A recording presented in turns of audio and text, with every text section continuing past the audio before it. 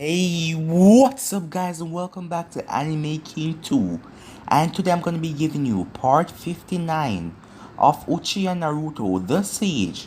Remember to get this one to 100 like as usual, share this to all of your friends on your social media platform, and also after this I'm going to be posting what if Naruto got a new bloodline. And on my main channel tonight, Anime King, and if this is the first time you're hearing about Anime King, go ahead and check it out and you can enjoy over 500 lovely what ifs. And if you do enjoy them, click that red subscribe button over there and be a part of the channel. So I'm going to be posting what if Naruto was trained to be a mercenary, and also what if Naruto wasn't a Sasuke. So stay in tune for all the lovely what ifs coming your way. And if you're new to Anime King 2 guys, what are you waiting for? Go ahead and click that red subscribe button and join the Anime King family and be a part of the channel. And thank you for all of your help and your support. Comment down below and tell me if you're new. I'll be replying and talking back to all of you. So without further ado, let's get straight into this. So the last time we left off, Naruto mainly finished up his fight with Nagato as Naruto activated his Rinnegan, and with the Rinnegan powers, Nagato wasn't able to stop him, as Naruto then spoke to Nagato and Konan and told them everything, that the masked man was lying to the both of them, as he then killed Nagato and took his eyes.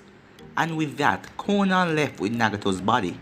As a group of Konoha shinobis, consist of Jiraiya, Kakashi and Sasuke arrived, and Naruto told them that he defeated Pain of the Akatsuki. Naruto then went to the hideout as he told Zetsu about his second plan, as Zetsu asked him what was that, as he told him to restore the Uzumaki clan with Karen. So yeah guys, that was basically the last where we left off. You guys can switch across to the playlist and check it out for yourself. So let's start this new episode. We start this new episode right back at the point when Naruto told Zetsu about his second plan. So for this to happen, Karen cannot live in the zone. She will have to live at the Whirlpool village in Uzo. Gurin also has a rare bloodline, so she too will move there to create her new clan. But Uzo is just ruins. No one has lived there for years. Are you planning on having the village rebuilt? Said Zetsu. Yes, I have to rebuild it. It is little that he can do for the Uzumaki clan. The zone will be his, and Karen can live in Uzo with her family. Who will lead the construction? Zetsu asks. Karen will. Naruto responded. So, should I inform them about it? Zetsu asks. No, I will do that myself. So how is the training for the SBC going? The SBC was a special group of shinobis, like Anvu, under Naruto's secret training. In total, there were 150 of them. And out of the 150, 50 of them will be going to the zone in 2 weeks, as Naruto already had the HQ built at the zone village. I have checked on them last week, said Zetsu. Their training seemed to have paid off very well. Good, said Naruto. I imagine that the other villages will be certainly surprised when you reveal the zone power. You will certainly have a war on your hand, said Zetsu. Certainly, but I will stop things before they become messy. That is after I deal with Obito. Obito was next. Where did you put Madara's eyes? Naruto suddenly asks. In the safe. Only you and I can access it, Zetsu said calmly. I thought you would have put Itachi's eyes there as well, said Zetsu. Itachi's eyes are not in this hideout.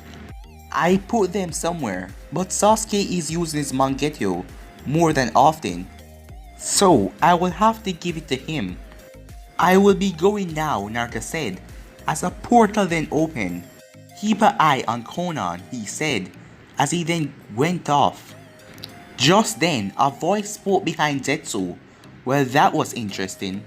Despite Naruto saying that you're his friend, and he trusts you with everything that he owns, there is a fact that he doesn't completely trust you. Zetsu merely narrowed his eyes. That is where you're wrong, Obito, he said. Naruto trusts me more than anyone. Oh, you seem rather confident about that. The end shall be rather interesting then, Obito said. The next day, it was early morning when Naruto came back to the village. He had done nothing but sleep. He went to sleep at the Namikaze compound. It was the first time he ever slept there. It's because he didn't want anyone to bother him, so he did not went to the Uchiha compound. And he knew that no one would ever think of coming here, since he never slept here. Naruto was currently standing on top of the house, as he had a sad smile on his face. His usual emotionless face had a sad smile. As he looked down, today is October the 10th, his birthday, and he is 17 years old. His mother died this night, the night that Kyuubi was sealed inside of him by Minato. From that day, he was treated horribly by the villagers, looked down upon, beaten, talking bad to, as he remembered all of those things from his past. As he saw many children celebrating their birthdays, as they smiled and was happy, but his was never a good day. On those days, he was hunted down by the villagers, and it was even worse when they would beat him to a bloody pulp. As he think about wiping out this entire village and killing everyone. But why did he care about this village? Was it because Madara helped build it with his friend Hashirama, and because his mother was grown here to be a good kunoichi? But he held no love for the hypocrites of this village. But he couldn't stand to see the village crumble.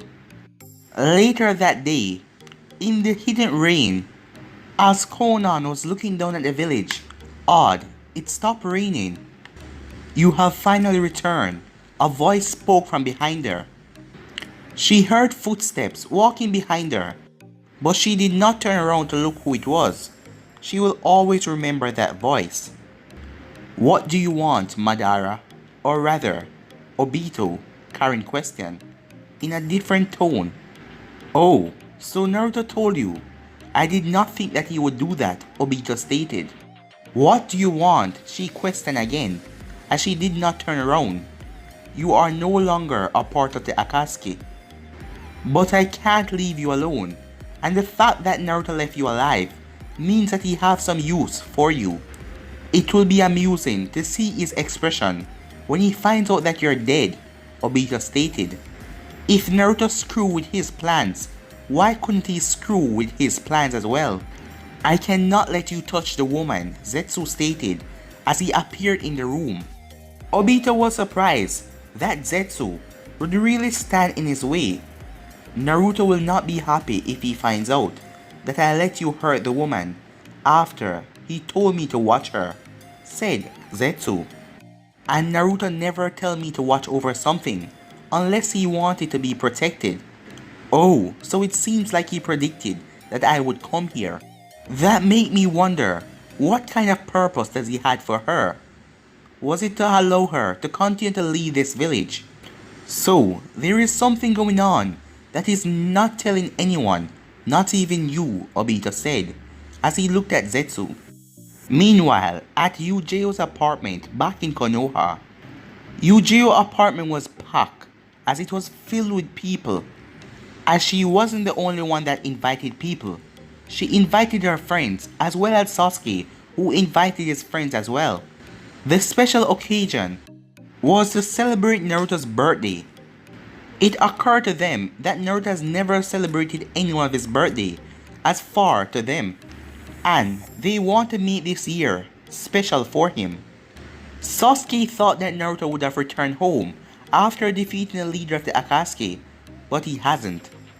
As this was now the second night and Naruto had not been home, he did not even inform Yujeo. Yujeo had spent the whole day searching for him, but she did not find him. Even Jiraiya had no clue where Naruto disappeared off to. There was also no way to contact him. When Naruto usually disappears, he disappears without any trace. He's not going to show up.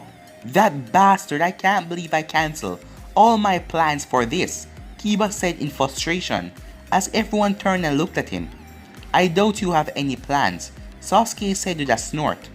"Hey, I have plans. I am not antisocial like that bastard," Kiba yelled back at Sasuke. "Yeah right, Kiba," said Ino. "You hadn't plans, with a beautiful girl tonight, but instead you blow her off to come here, she said with a sarcastic tone, as Kiba turned around and glared at Ino. I resent that, Ino, he said in a growl. As Shikamaru then yawned. This is becoming troublesome, he said. Kiba, we all know that you didn't have plans today, but you're not the only one disappointed that Naruto didn't show up. But we're not blowing up like you in frustration, Shikamaru said in a low, boring tone. Yes, there is no reason to say unyouthful things about Naruto, Kiba, said Lee. I don't think that he will show up, not to blame him, because what this day represents, said Asuma, as he seemed to earn nods from some of the older ones. Perhaps we should blow this up and join the others in the Kyuubi festival, said Kiba. Will you shut up already, Kiba? As everyone turned, as they couldn't believe who blurted out those words. As it was Hinata, as Kiba was left speechless. As Hinata then turned around to Asuma, Asuma-sensei, you said that you wouldn't blame Naruto if he didn't show up today, because what this day represents. There is something you're not telling us. Asuma sighed as he looked between Yujiro and Kakashi, who were silent. As he then looked at Sasuke, who seemed to shrug carelessly. Kakashi sighed before speaking. Alright, come on everyone, gather around. As everyone gathered around the couch, as Kakashi and Yujiro stood in front of them, I am going to tell you a story about Naruto that you all need to hear, and this will explain why Naruto act the way he does. Since everyone already know that Minato was Naruto's father, Kakashi told them about Kushina and everything that happened that night, that Naruto got the tail beast sealed inside of him, that Minato wasn't able to kill the 9 tails, instead he sealed it in his newborn son, and instead of the people of the village treating Naruto like a hero for holding back the tail beast, they treated him like a monster. As Kakashi told them all that on his birthday Naruto was hunted down and beaten near to death. As Kakashi told them all the frightening tale. As most of them wondered, why did Naruto stay in Konoha after all of that? The next morning, it was early, as Naruto went to the Ichiraku ramen stand. As the time was early, he didn't think that they started to prepare meals yet, and when he got there, he saw Amy just wiping down. As Amy saw him, "Good morning, Naruto. What are you doing here so early?" she asked him, as Naruto took a seat. "I came to get ramen," Naruto said. "This early?" "Days are different.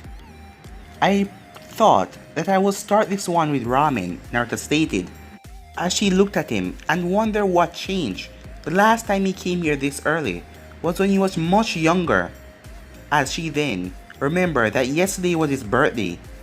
As she wondered, a sad look came on her face, and she instantly removed it. But Naruto saw it, but he did not say anything about it. "Well, it's good to see you, Naruto," she said, as she gave him a small smile. "Likewise, Amy," he said, giving her a small smile in return. "I will tell my father to prepare you some ramen, but it will take some time." "I will wait," Naruto said. "Alright," said Amy, "I'll be right back," as Naruto sat there.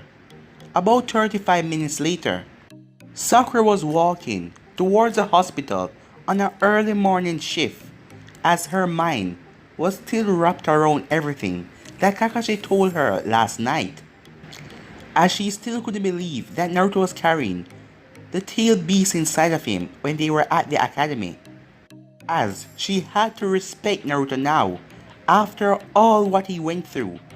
She was surprised that he didn't get crazy and start to kill all the villagers with his new power. As she was thinking, as she walked past the ramen stand, as she saw Naruto sitting, eating there alone. As she walked up to him, "Good morning, Naruto," she said with a smile, but he did not turn away from his food. "Sakura," he said quietly, as she could not see his face because his hair was covering the side, and she was at the right side. As she got straight to the point, Kakashi Sensei and the other Jonins told us about your childhood last night. We all gathered for a birthday party for you. As she waited to see if she would get a reaction, but Naruto did not stop, not even flinch or twitch. He just continued eating like she did not say anything. He did that, huh? Naruto said in a blank tone, as she could not tell if he was upset at Kakashi for telling them about his childhood or not. He said that you wouldn't mind, she said, as she paused to see if he was going to say anything. As he didn't say a word. I just want to say that I'm sorry for the way I treated you in the academy. I was very horrible towards you, and I'm truly sorry, she said in a sad tone. Naruto turned towards her, as he had an amused look on his face by her apology. I was under the impression that you were still that annoying child whose life revolves all around Sasuke. But it seems that I was wrong. You have grown up a bit, he said, as he then turned back around and looked back at his ramen. Sakura stood up as she gave a slight bow. Thank you for listening to me while I speak. As she then headed towards the hospital with a small smile on her face as she took his words as a compliment. At the Uchiha compound, Naruto was still thinking about what Sakura said. They set up a party for him? Uchiha must be the one behind this. That was the first thought that came to his head. But he needed to be alone yesterday, that is why he wasn't around the village. Party for me? How ridiculous, Naruto said. When he was younger, he wanted to have a party because after what he saw with the other kids enjoying. But through all of his life, the only thing he wanted was to be free from all the hatred and pain. No damn party anymore. Naruto got into the house as he was heading straight to his room, but he stopped when he saw Sasuke already up. You missed a great party last night, Sasuke said in a normal tone. I was already told. It does not matter. I wouldn't have enjoyed it. You never know unless you try. There were older Genins there, and also Uchiha, and you would have liked it. But we will never know, said Sasuke. I guess you're right, said Naruto. Kakashi also tell everybody about your childhood at the party, said Sasuke. Sakura already informed me. It must have been one hell of a story that Kakashi pulled out, Naruto said. As he was clearly amused, he was not mad that Kakashi had told everyone about his childhood. Is there anything else? Naruto asked. As Sasuke shook his head, no. I have to get to my trainees before Guy killed them with his ridiculous training. As Naruto did not respond, as he turned and walked up the stairs, as Sasuke left the house, in Naruto's room. As he entered the room, he saw Uchiha sleeping on his bed. As he already knew that she was not sleeping, as he took off his coat and his gloves, as he then went in his bed and turned the other way. I looked everywhere for you yesterday, she said in a calm tone. I was not here, Naruto responded.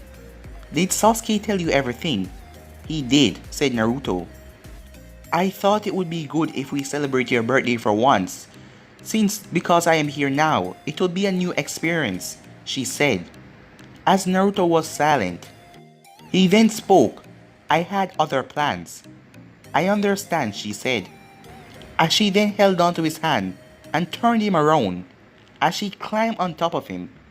As it surprised him, he didn't say a word though. As she then gave him a warm kiss on his lip. Happy birthday, Naruto, she said with a smile. I wanted to give you your birthday present last night, but since we have nowhere to go, I will give it to you now. Naruto, I want you to promise me something, she said. What is it, Uchiha? He asked. Next time, on your birthday, if you're going to leave the village, will you take me with you? Sure, he said. Good, perhaps we could do something special. And I also packed all my things, so I will be moving in today, she said. This will change some things between us, she said. As there is something else we need to talk about. What is that? Naruto asked. I am not your only woman. You also have the Mizukage, who is your fiancé, and I am just your girlfriend. And you have yet to take me to her, she said. Is there going to be a problem between you and me? Naruto asked. No. But for things to work out well, the three of us have to sit down and talk soon. That can be arranged soon, he said. You said that the last time, she said, as the same thing Naruto told her when she said she wanted to see me. Naruto simply sighed. I am not looking forward to that kind of conversation, but I guess it can't be helped. Good, she said, as she noticed that he was tired, close to sleep. I am going to take a shower and leave you to sleep, she said, as she slowly got up off him. As Naruto then turned, as he slowly closed his eyes and went to sleep. Couple of hours later, at the council chambers, as Naruto, Tsunade, and Jiraiya walked in, as Naruto saw the clan heads and then saw the two elders, I thought that you would have retired them already. It was Sarutobi who hired them and now he's dead. Their position should be dead as well, Naruto said out loud. Naruto, you know they can hear you, right? Said Tsunade. That's the point, said Naruto, as he looked at the two elders who glared at him. Naruto then broke away as he went to his seat, as Tsunade also took her seat. Children of today, Homura said, shaking his head. No respect for whoever, said Koharu, as the both of them looked at Naruto. Shall we begin with this meeting already? I have other things to do, said Tasumi. As Tsunade cleared her throat for everyone to focus on her. Things are changing. The shinobi world is tense everywhere. And I believe soon that we will be caught up in another war. Another war? Are you sure about this, Hokage? We do know who to thank for all of the tenseness in the world right now, as that person has caused all of the trouble in the elemental nation, said Koharu. Tsunade then spoke. Well, the threat right now is the stone and the cloud. Kiri is still weak right now. They just went through a civil war and we signed a treaty with them, as Naruto is going to marry the Mizukage. As Shikaku then spoke, what about the sound? It will need our aid when the other villages try to attack it. No, said Naruto as he spoke up. I will not need any help from the Konoha. I will probably take Sasuke, but that is all. So it seems that the sound really had the military power. Naruto merely smiled. Nothing can be hidden from Anara, he said. Despite all the power you may offer to this village, we will not allow you to get our shinobi's kill, said Koharu, staring right at Naruto.